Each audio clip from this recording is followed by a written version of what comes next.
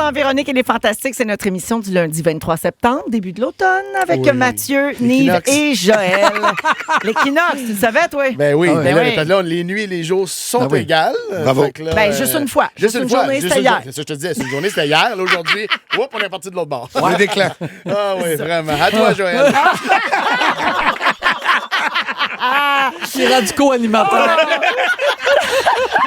Tantôt, en début d'émission, Mathieu, on parlait de sa présentation d'un prix Gémeaux avec Jeannette Bertrand qui est arrivée, qui a eu lieu dimanche dernier, en fait, au Gémeaux la semaine dernière.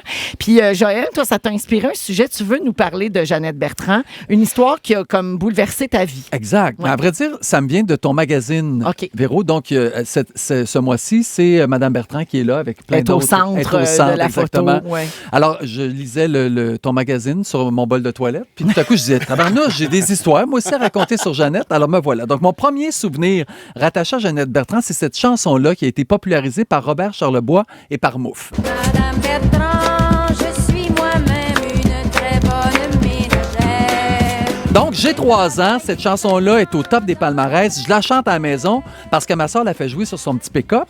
Mais je sais pas que la Madame Bertrand dont il parle, que c'est en question, c'est Jeannette Jeannette. Bertrand, C'est ben vraiment oui. elle. Donc, c'était une parodie que Charlebois avait faite sur Madame Bertrand qui faisait les courriers du cœur à l'époque. C'est Mouffe qui chante, je Oui, crois. exactement. C'est ça. Avec Robert. Les deux chantent. Oui. Les années 70, moi, j'écoute religieusement Quelle famille. Donc, je suis un maniaque de télévision. Ma mère nous permet de l'écouter en famille, justement. Ça vous dit-tu quelque chose d'autre, Quelle famille? Oui.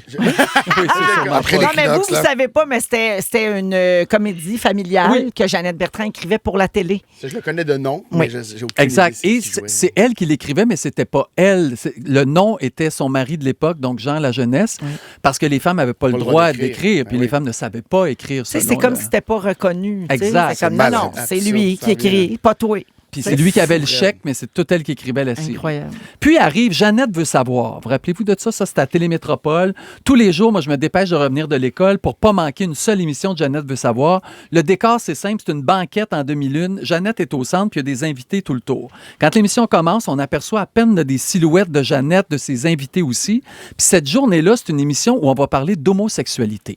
Donc, à côté de Jeannette Bertrand, il y a un homme, puis il y a Jeannette qui lui pose des questions, puis qui lui dit c'est quoi les qualificatifs qui correspondent à quelqu'un qui serait homosexuel. Comme comment se reconnaître en tant que gay. Exactement. Ah, puis là, toi, ça t'intéresse. Ben là, moi, j'ai 10 ans, puis je suis assis en face de Mme Bertrand dans la télévision. On Puis là- rappelle à tous que tu veux être Michel Richard. Oui, exactement. Oui, donc... Non, mais ça aide à Ça, comprendre. Ça, Non, mais- c'était-tu un des critères que Mme Bertrand avait, ça? Donc, elle commence l'énumération, puis chacun des qualificatifs donc, va correspondre à qui je suis. Donc, elle commence à dire est-ce que vous êtes sensible? Il dit oui. Est-ce que vous êtes gentil? Oui. Est-ce que vous êtes proche de votre mère? Oui. Est-ce que vous êtes proche de vos grands-mères? Oui. Est-ce que vous êtes souvent entouré de femmes? Oui. Est-ce que vous avez parfois un sens artistique développé? Oui. Est-ce que vous avez peu d'amis? Oui. Est-ce que vous êtes excentrique dans votre habillement? Oui. Bref. De ma campagne, là, je réalise pour la première fois de ma vie que je suis probablement cet homme que je vois à la télévision. Ce qui est fascinant, c'est que toi, tu t'es reconnu à ce moment-là, puis ça a été bien pour toi. Mais aujourd'hui, je t'écoutais descendre la liste, Oui, puis je me c'est disais, plus ça, c'est hein? très cliché. C'est tous les clichés. C'est Oui. tous les Et clichés. je le ça. qualifie aussi, hein, et pourtant, Ouais, c'est pas ça. du tout. Mais c'était quand même une des premières fois qu'à Ben, la à l'époque, télé, qu'on c'était révolutionnaire, là. c'était audacieux. Ben oui. Exactement. fou, hein? Donc, je vais passer toute cette soirée-là dans ma chambre à brailler parce que je veux pas du tout être ce gars-là qu'elle vient de décrire. Mais là, c'est dur. C'est dur de m'en défaire parce que j'ai tous les qualificatifs, c'est tout moi. Donc, je vais tasser ça, puis des années plus tard, me mettre à Frencher Élise Marquis. Mais ça, c'est une autre histoire. Dans une ultime Dans tentative une d'être ultime- hétéro. Oui, exactement. T'allais y aller, Élise Marquis, Exact. c'est ton cheval. Exact. Donc, des années plus tard, je vais avoir la chance de rencontrer Jeannette puis de lui dire que je me rappelle de cette émission-là puis que ça m'avait permis, en quelque sorte, de découvrir que j'étais pas tout seul à être de même. J'ai une question. Oui. Quand tu y as dit, t'as-tu pleuré?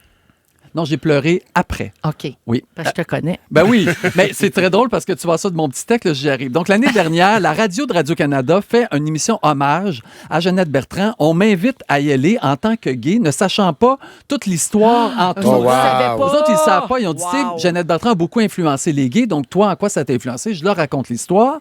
Je raconte ça à la radio. Et après la diffusion, Jeannette elle-même me téléphone. Et là, on a jasé ensemble de ça.